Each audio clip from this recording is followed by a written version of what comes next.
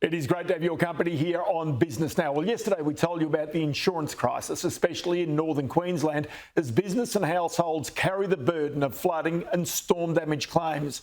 Well, now Cyclone Kirrily is expected to make landfall tonight, close to Townsville, and the locals, if they have insurance or even if they don't, they're bracing for the damage and also the prospective financial pain. Well, Miranda Mears is the president of the Chamber of Commerce in Townsville and joins me now. Miranda, many thanks for your time.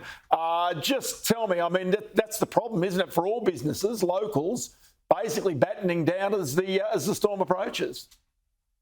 We definitely are taking it seriously, and we are definitely preparing our businesses and our homes for whatever might come tonight.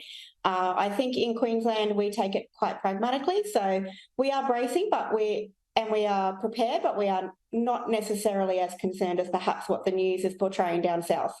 Okay, so I get that, but the news of the insurance is more of a problem because in particular trying to get underwriters who are prepared to back Queensland policies. This is becoming a significant issue, not just for the businesses who can afford it or if they can't, but also then for the state government, which is having to provide its own support.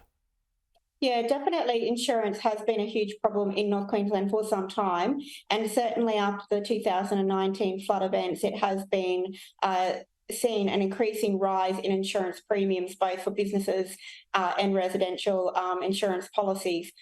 Some businesses just are not able to sustain the cost of insurance.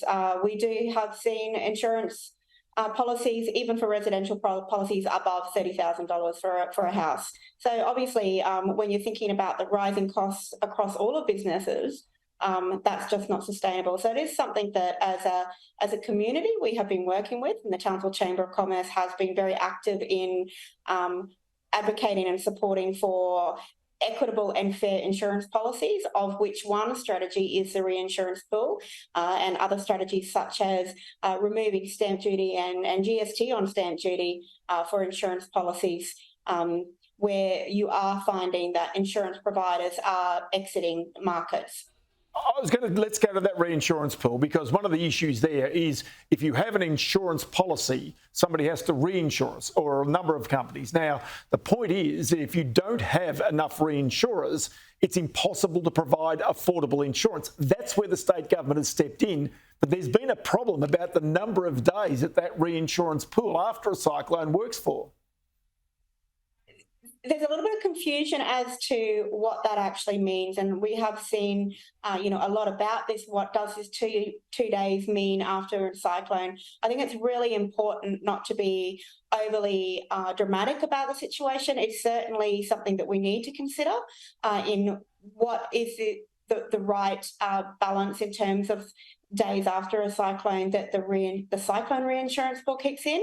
But it certainly is very new. Not only is it very new, but only the major insurance providers were only required to sign up for it by the end of December 2023. So we haven't really got good data to be able to see yet whether it's going to make a significant issue.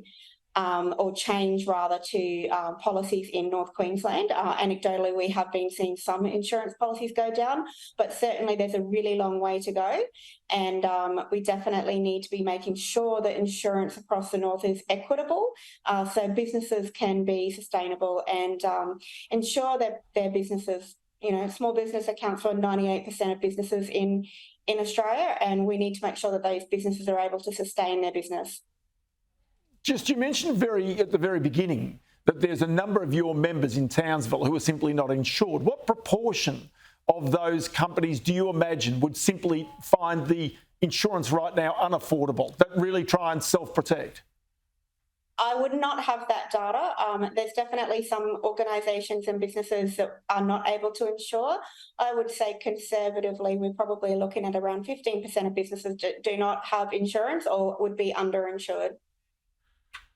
I'll tell you what, it's really a troubling situation, and I know that presents a challenge for the government, for the businesses, and even for the chambers of commerce around Queensland. Miranda Mears, the president of the Chamber of Commerce in Townsville. Stay safe during this cyclone, and we'll get back to you, no doubt, as it crosses the coast as well. Many thanks for your time. Thank you.